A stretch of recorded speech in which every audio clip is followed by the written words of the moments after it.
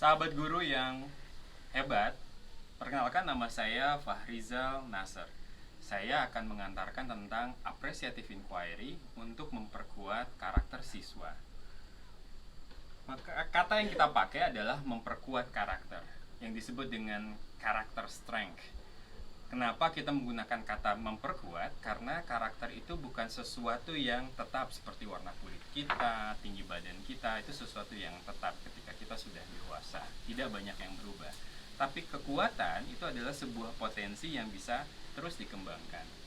Kekuatan itu ada yang menarik ke belakang dan menciptakan kekuatan kita seperti ini, atau ada yang menarik kita dari masa depan yang kemudian membuat kita berubah.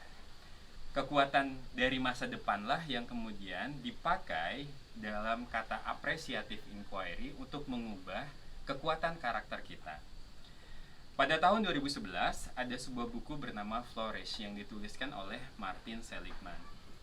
Beliau adalah salah satu founding father-nya dari psikologi positif. Dan karakter adalah tulang belakang dari psikologi positif. Dia memperkuat bagaimana emosi positifnya siswa, bagaimana interaksi antara siswa dengan guru, dengan orang tua, dengan lingkungannya, bagaimana kemudian mereka tertarik dalam setiap pelajaran, dan kemudian secara atentif dia menyukai untuk terus belajar, dan bagaimana kemudian menciptakan makna di dalam setiap ruang dan waktu di dalam sekolah dan di luar sekolah, ataupun sekarang dengan media virtual seperti ini.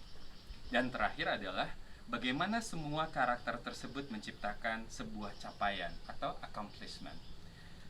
Ada 5 cara yang bisa dilakukan untuk bisa meningkatkan yang disebut dengan human well-being atau kesejahteraan, atau bisa juga disebut dengan manusia yang utuh, human well-being. Dan human well-being ini, dimensi yang 5 itu menurut Martin Seligman dimulai dari emosi yang positif. Dan emosi yang positif adalah sebuah hasil dari berbagai karakter yang kemudian dikembangkan oleh siswa dan guru.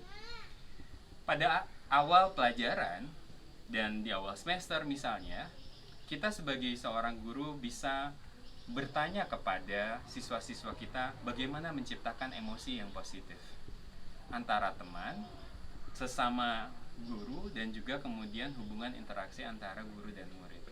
Kita bisa bertanya kepada murid-murid kita, suasana emosi positif seperti apa yang diharapkan di akhir semester nanti atau di akhir tahun nanti, sehingga setiap siswa mereka mengerti perbincangan antara kekuatan-kekuatan karakter yang harus mereka kembangkan pada tahun tersebut atau pada semester tersebut. Yang kedua adalah pertanyaan tentang bagaimana membangun kesukaan, love of learning, kecintaan kita untuk belajar. Love of learning dan juga karakter-karakter lain yang bisa membangun wisdom, bisa membangun seseorang itu menjadi orang yang bijaksana dan memiliki pengetahuan. Love of learning dan wisdom tadi atau pengetahuan itu kemudian ditanya di awal dengan menggunakan appreciative inquiry. Bertanya yang mengapresiasi. Ketika emosi yang positif dan kemudian engagement terhadap setiap pelajaran dan keterlibatan engagement dengan sesama teman dan juga kepada guru yang semakin baik, maka itu akan membawa kepada makna. Ini adalah hal ketiga yang disampaikan oleh Martin Seligman untuk mencapai well-being-nya dari seorang siswa.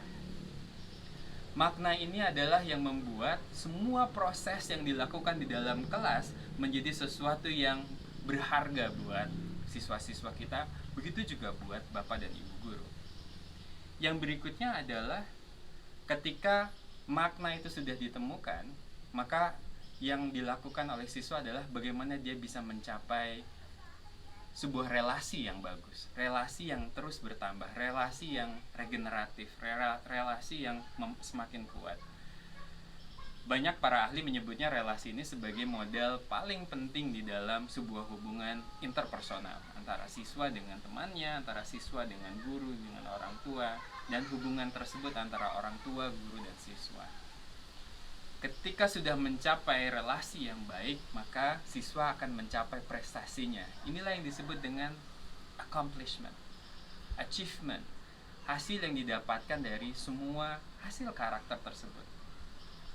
Ini adalah pengantar bagaimana appreciative inquiry bisa digunakan untuk menggali suasana kelas dan atmosfer kelas sehingga bisa menciptakan well-being buat siswa-siswa kita dan juga para guru kita.